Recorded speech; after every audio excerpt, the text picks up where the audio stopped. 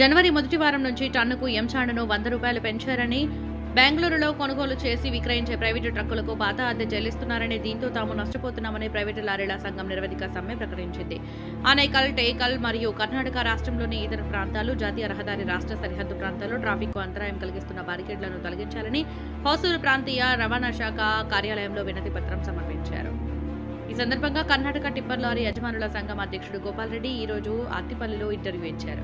జనవరి నుంచి క్వారీలో ప్రైవేటు లారీలకు టన్నుకు ఎంసాండ్, కంకర ₹100 పెంపు, 4 సార్లు చర్చలు జరిపి క్వారీ యజమానులు ₹80 తగ్గించినా కర్ణాటక ప్రజలు ఈ ధరకు కొనుగోలు చేసేందుకు సిద్ధంగా లేరు.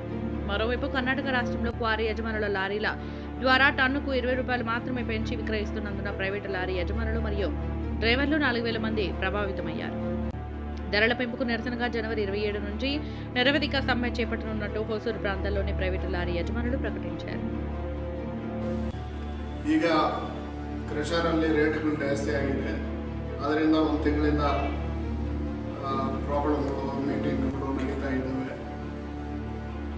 ಇದು ಒಂದು ದುರಂತ ಏನಂದರೆ, ನಮ್ಮ ಲಾರಿ ಅಸೋಸಿಯೇಷನ್ ಅಂತ ಮಾಡ್ತಾ ಇರೋರೆ ಎಲ್ಲ ಕರ್ನಾಟಕ, ಹೊಸೂರು, ಟೇಕಲ್ಲು ಎಲ್ಲರೂ ಸೇರಿಸಿ ಇವಾಗ ನಿನ್ನೆ ಕ್ರಷರ್ ಅಸೋಸಿಯೇಷನಿಂದ ಫೋನ್ ಮಾಡಿದ್ರು, ನಾಳೆಯಿಂದ ಸ್ಟ್ರೈಕ್ ಮಾಡೋಣ, ಒಂದು ವಾರ ಈ ಥರ ಲಾರಿ ನಿಲ್ಲಿಸ್ಬಿಡೋಣ, ಮಾರ್ಕೆಟಲ್ಲಿ ರೇಟ್ ಕೊಡೋಣ. ಇವರು 525 ಅಂದರು. ನಮ್ಮ ಲಾರಿಯವರು ಮಾರ್ಕೆಟಲ್ಲಿ ಮೆಟೀರಿಯಲ್ ಸಪ್ಲೈ ಮಾಡೋಕ್ಕಾಗಿಲ್ಲ, ಯಾರೋ ರೇಟ್ ಕೊಟ್ಟಿಲ್ಲ. ಟೇಕಲ್ ಅವರು ಇಲ್ಲಿ ಗುಂಜೂರ್ವರೆಗೂ ಬಂದು ಅವರು ಸಪ್ಲೈ ಮಾಡ್ತಾ ಇದ್ದಾರೆ ಮೆಟೀರಿಯಲ್. ಆನೇಕಲ್ ಕಡೆಯಿಂದ ಬಂದು ಸಪ್ಲೈ ಮಾಡ್ತಾ ಇದ್ದಾರೆ. ರಾಮನಗರ ಇವಾಗ ಇವರು ಏನು ಮಾಡಿದ್ರು, ಆಮೇಲೆ ನಮ್ಮದು 9ನೇ ತಾರೀಕು ಮೇಲೆ ರೇಟು, 9ನೇ ತಾರೀಕು ಗಂಟೆ ಹಳೆ ರೇಟು ಅಂತ ಇವರು ತಿರುಗಿ ಹಳೆ ರೇಟ್ ಬಂದರು. 30ನೇ ತಾರೀಕು ಹೊಸ, 1ನೇ ತಾರೀಕಿಂದ ಹೊಸ ರೇಟ್ ಅಂದರು. 1ನೇ ತಾರೀಕು ಆದಮೇಲೆ ಸರಿ ಯಾರು ರೇಟ್ ಕೊಡ್ತಾ ಇಲ್ಲ, 9ನೇ ತಾರೀಕುವರೆಗೂ ಹಳೆ ರೇಟು ಅಂದರು. ಆವಾಗ ಹಳೆ ರೇಟಿಗೆ ತಿರುಗಿ ಗಾಡಿಗೆ ಹೋಗಿ ಮೆಟೀರಿಯಲ್ ತುಂಬಿಕೊಂಡು ಬಂದು ಸಪ್ಲೈ ಮಾಡ್ತಾಯಿದ್ರು.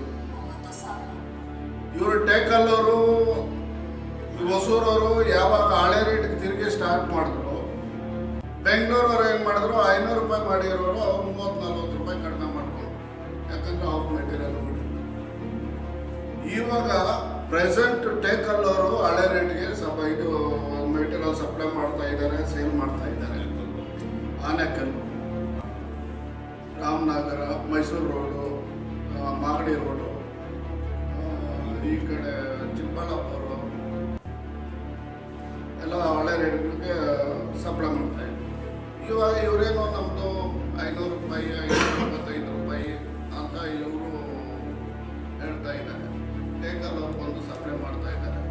ಇವಾಗ ನಿನ್ನೆ ಫೋನ್ ಮಾಡಿಬಿಟ್ಟು ನಾಳೆಯಿಂದ ಸ್ಟ್ರೈಕ್ ಮಾಡಿಬಿಡು, ಮಾರ್ಕೆಟಲ್ಲಿ ರೇಟ್ ಕೊಡ್ತಾ ಇಲ್ಲ ಯಾರು, ನಾಳೆಯಿಂದ ಸ್ಟ್ರೈಕ್ ಮಾಡಿಬಿಡೋಣ ಅಂತ ಕ್ರಷರ್ ಅಸೋಸಿಯೇಷನ್ದ ಫೋನ್. ಆವಾಗ ನಾನು ಹೇಳಿದೆ ಅವ್ರಿಗೆ, ನೀವು ಇವಾಗ ನಾಳೆಯಿಂದ ಸ್ಟ್ರೈಕ್ ಮಾಡ್ತೀರಾ, ಟೇಕಲ್ ಅವರು, ಆನೇಕಲ್ ಅವರು ಬಂದು ನಮ್ಮ ಆರ್ಡ್ರ್ 1-2 ಇರೋ ಆರ್ಡ್ರ್ ಮಾಲೀಕರು ನಾನು ಹೇಳೋದೇನಂದರೆ, ನಮ್ಮ ಷಣ್ಮುಗಪ್ಪ ಸಾಹೇಬರು ಅವರು ಅಲ್ಲಿ ಬಿಲ್ಡರ್ಗಳ ಹತ್ರ ಹೋಗಿ ನಿಮ್ಮ ಕಷ್ಟ ನೀವು ಬದುಕೋಕ್ಕಾಗಲ್ಲ ಅಂತಾರೆ. ಇಲ್ಲಿ ಕೃಷಿಗಳ ಹತ್ರ ನಿಮ್ಮದು ಕಷ್ಟ ಅಂತಾರೆ. ನಮ್ಮ ಲಾರಿಗಳವ್ರನ್ನ ನಿಮಗೂ ಕಷ್ಟ ಅಂತಾರೆ. 3-4 ಥರ ಟ್ರಿಪಲ್ ಕ್ರೈಮ್ಗಳಾಡೋದು ನಮ್ಮ ಸಾಹೇಬರು, ಷಣ್ಮುಗಪ್ಪ ಸಾಹೇಬರು ತಪ್ಪು. ಇದು ಇಡೀ ಬೆಂಗಳೂರು 7-8 ತಾಲೂಕಿದೆ, 7 ತಾಲೂಕನ್ನು ಕರೆಸ್ಬಿಟ್ಟು ಮಾತಾಡಿ, ಕೃಷಿಗಳೆಲ್ಲ ಮಾತಾಡಿ, ಇಲ್ಲ ಒಂದು ವಾರ ಎಲ್ಲ ಟೋಟಲ್ ನಿಲ್ಲಿಸಿದ್ರೆ ಮಾರ್ಕೆಟಲ್ಲಿ ರೇಟ್ ರೈಸ್ ಆಗ್ತದೆ. ಪ್ರತಿಯೊಂದು ಮೆಟೀರಿಯಲ್ಲು, ಡೀಸೆಲ್ಲು ಎಲ್ಲ ರೈಸ್ ಆಗ್ತಾ ಇದೆ. ಇವಾಗ ಕೃಷಿಯವರು ಕಷ್ಟ ನನಗೆ ಗೊತ್ತು. ಇವಾಗ ಮಾಲೀಕರದ್ದು ಇನ್ನೂ ಕಷ್ಟ. 70% ಲಾರಿ ಮಾಲೀಕರನ್ನ ತುಳಿದಾಕ್ತಾರೆ ಆಲ್ರೆಡಿ. ಇವಾಗ ಹೇಳೋದು